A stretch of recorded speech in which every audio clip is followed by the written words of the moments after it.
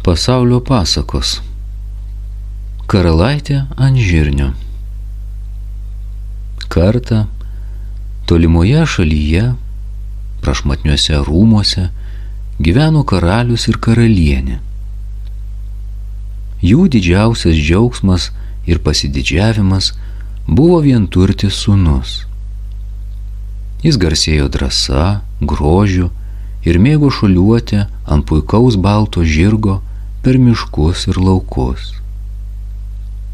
Valstiečiai liaudavosi dirbę ir žavėdamiesi lydėdavo akimis tolstantį karalaitį. Karalaitė sulaukė vedybinio amžiaus. Karalius su karaliene seno ir labai troško, kad sūnus pagalvotų apie karalystės ateitį ir susilauktų vaikų. Kiekvieną savaitę karalaičiui buvo peršama 100 merginų, bet jis net plėšdavo į pilį atnešamų laiškų su vedybų pasiūlymais. Jam labiau patiko jodinėti po šalį ir kalbėti su kaimiečiais. Vis dėlto, prigulęs pailsėti ant minkštų samanų miške po dideliu ąžuolu, jis svajodavo apie karalaitę, kurią vieną gražią dieną ves. Ji bus graži kaip aušra, ilgais auksiniais plaukais, žydromis kaip dangus akimis ir švelnia kaip persikas oda. Ji mokės grakščiai šokti ir nuostabiai muzikuoti. Ji dainuos kaip lakštingala ir šypsosis taip žavingai, kad visa karalystė bus pakerėta. Trumpai drūtai, ji bus tikra karalaitė. Vieną gražią dieną karalaitę apėmė begalinis liūdesys. Jis pamiršo mišką ir senuosius ąžuolus, o paliktas žirgas dienų dienas laukė pasirodant šeimininko. Nusiminė valdiniai, nebematydami prajojant gražuolio karalaičio. Deja, niekas nemokėjo išsklaidyti vaikino niūrumo. Nei kantrus žirgo žvengimas, nei skanus virėjos pyragaičiai, nei meilus motinos maldavimai. Karaliui ir karalieniai sūnaus tylėjimas ir prislėgta nuotaika kėlė vis didesnį nerimą. Jie maldavo karalaičio pasakyti, kas atsitiko. Šis atsiduso ir atskleidė paslaptį. Aš pasiruošęs vesti, bet nuotaka turi būti mano svajonių karalaitė, pati gražiausia ir trapiausia iš visų. Jos akis turi būti vaiskios kaip dangus, oda abrikosos spalvos, o gležnumas kaip žiedlapio. Ji turi būti tikra karalaitė, bet ko gero, tokios aš niekada nerasiu. Privalom rasti tokią karalaitę, ryžtingai pareiškė karalienė vyrui. Tik ji išgydys didįjį sūnaus liūdesį. Ta pati vakarą karalius sušaukė visas jaunas kilmingas merginas, tinkamas vedyboms. Jos atvyko iš visų pasaulio kampelių. 7 dienas ir 7 naktis princas rinkosi nuotaką ir atstūmė visas. Princesę Jozefiną, princesę Liudviną, princesę Margaritą, princesę Gaudenciją, princesę Eulaliją, princesę Adelaidę. Vos išvydęs naują gražuolę, princas liūdnai papurtydavo galvą. Visos merginos buvo dailios ir žavingos, bet kiekvienai šio ar to trūko, o jis taip troško turėti tikrą karalaitę. Kadangi tau ne viena netiko, duosiu metus susirasti išsvajotai merginai, pasakė sūnui karalius. Jei po metų nebūsi jos radęs, turėsi vesti princesę Eleonorą, turtingo mūsų kaimyno dukterį. Karalaitis, beieškodamas pačios, raitas apkeliavo visą pasaulį, pamatė per 1000 princesių. Rusijos carų dukteris, Kinijos imperatorių dukteris, Indijos maharadžų dukteris, Arabijos šeichų dukteris, Šiaurės Amerikos indėnų ir Afrikos negrų genčių vadų dukteris. Tarp jų buvo daug gražių, protingų, talentingų, smagių merginų. Bet kiekvienai vis šio ar to trūko, o jis užsimanė būtinai tikros karalaitės. 365 dienas karalaitis bastėsi po pasaulį ir susisielojęs grįžo namo. Savo princesės jis nerado.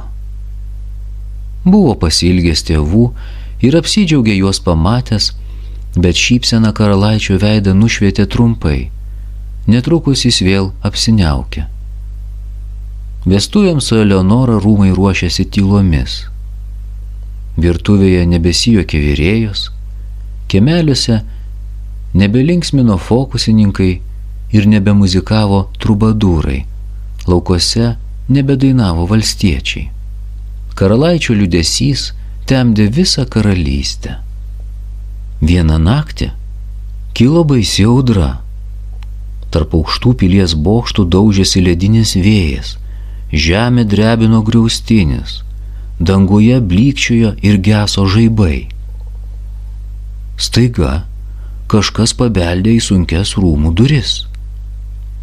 Senasis karalius, apstulbęs, kad tokią naktį, kai siaučia vėtra su liūtimi, žmonės savo norų vaikšto po lauką, pats atidarė duris ir išvydo jauną moterį, permirkusią lygi paskutinio siūlo ir drebančią nuo šalčio.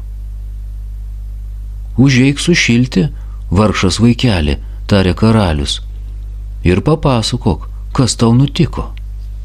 Jūsų didenybė, mano vardas Inesa, aš karalaitė, karalaitė Inesa. Vėtra apvertė mano karietą, o tarnai išlakstė išgąsdinti griaustinio. Atėjau prašyti jūsų svetingumo. Jaunoji moteris buvo labai daili, bet atrodė apgailėtinai. Drabužiai sudraskyti, plaukai sutaršyti. Nekiek nepanašiai karalaitė, toptelėjo karalieniai. Turbūt mergina mums miglą pučia į akis. Pala, regis sugalvojau, kaip sužinoti tiesą. Netarusi nė žodžio, karalienė nuėjo kloti viešniai lovos. Karalaitė, murmėjo ji, tuoj pamatysim. Ji nutraukė nuo lovos patalus ir padėjo ant lentų žirnį. Mažutį, žalią, apvalų žirniuką, o ant jo užklojo 20 čiužinių. Ant tų 20 čiužinių užklojo dar 20 patalų. Paklojau jums minkščiausią lovą visuose rūmuose, pasakė jį karalaitei Inesai. Tikiuosi, gerai išsimiegosite. Ji padėjo karalaitei kopėčiomis užlipti ant lovos. Kitą rytą vėl patekėjo saulė ir apšvietė visą karalystę. Inesa atsisėdo prie stalo puikių pusryčių. Paskui karalienė paklausė viešnios, kaip ji miegojusi. Karalaitė žinojo apie karalienės paspęstas pinkles ir nekantriai laukė merginos atsakymo. Ar ji tikra karalaitė? Ar ji gerai miegojo? Kaip gyva, taip prastai nemiegojau, nedrąsiai atsakė Inesa. Atleiskite už šiurkštumą, bet mano lovoje buvo kažkoks baisiai kietas daiktas. Beveik visą naktį akių nesudėjau. Dabar maudžia visą kūną. Princesė droviai kilstelėjo suknelę ir parodė nustebusiam karalaičiui 2 grakščias mėlynėmis nusėtas kulkšnis. Tai pamačiusi karalienė puolė sūnui ant kaklo, o karalius bent 10 kartų jį pabučiavo. Visi juokėsi ir verkė, o karalaitis apstulbęs kartojo. Aš radau ją, radau. Galų gale jis rado tikriausią karalaitę. Ji pajuto mažutį apvalų žirniuką per 20 čiužinių ir 20 patalų, sukrautų vienas ant kito. Tokio jautrumo gali būti tik princesės. Žavusis karalaitis iškart pavergė gražiosios Inesos širdį. Jis supažindino ją su valdiniais, aprodė rūmus ir drauge nujojo į mišką. Inesa visus pakerėjo grožiu ir gera širdimi, o karalius su karaliene ją nuoširdžiai pamilo. Į karalystę vėl grįžo džiaugsmas, į valdinių veidus šypsena, o karalaitis vedė merginą, apie kurią svajojo.